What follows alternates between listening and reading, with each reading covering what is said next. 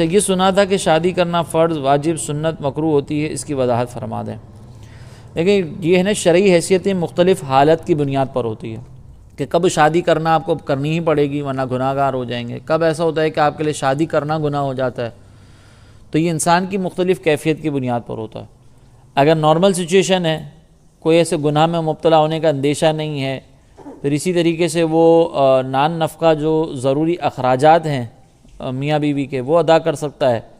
تو اب اس سچویشن کے اندر یہ چونکہ نارمل کنڈیشن ہے تو اس سچویشن کے اندر شادی کرنا یہ سنت ہوتا ہے۔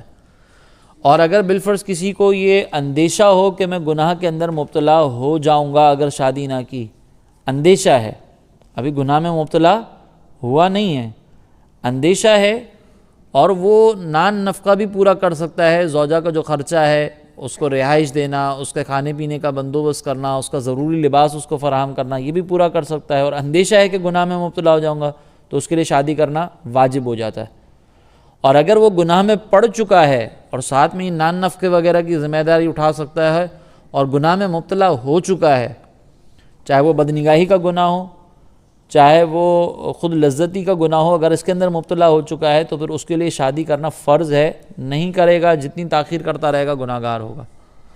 اور ایسی سچویشن کے اندر اگر ماں باپ بھی بیچ میں رکاوٹ بن رہے ہوں تو ان سے بھی دائرہ ادب میں رہ کر عرض کر سکتا ہے، کھلے اس پہ بتا سکتا ہے کہ بھئی میرے لیے شادی کا یہ حکم ہے، اگر میں نہیں کروں گا تو گناہ میں پڑ جاؤں گا، تو آپ میرے لیے یہ رکاوٹ نہ بنائیں،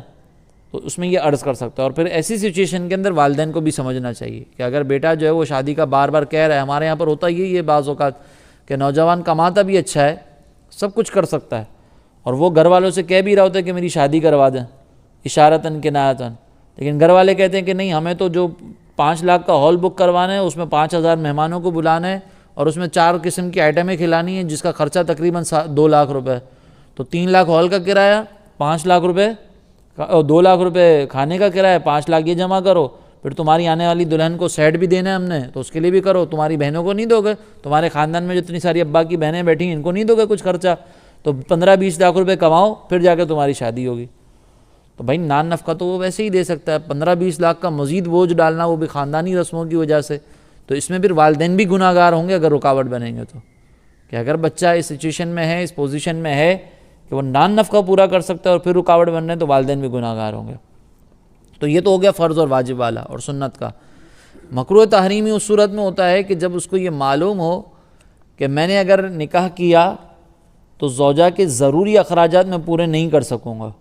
نہ میں اس کو رہائش فراہم کر سکتا ہوں، نہ میں اس کو گھر دے سکتا ہوں، نہ میں اس کو کھانا دے سکتا ہوں، نہ میں نے کماتا ہی نہیں ہوں مثال کے طور پر، تو میں کیسے زوجہ کے ضروری خرچے پورے کروں گا؟ تو اس صورت کے اندر اگر اس کو اس بات کا اندیشہ ہے تو اس کے لیے نکاح کرنا مکروہ تحریمی ہے، کرے گا تو گناہ گار ہوگا۔ اور اگر اس کو یقین ہے کہ میں زوجہ کے حقوق پورے نہیں کر سکتا، خاص طور پر اگر ازدواجی تعلق کے معاملے میں ہو، اس میں بھی اندیشہ ہو کہ بھئی میں نہیں کر سکتا، میڈیکلی پرابلم ہے میرے ساتھ اور میں تعلقات جو ہے وہ پورے طریقے سے نہیں نبھا سکتا،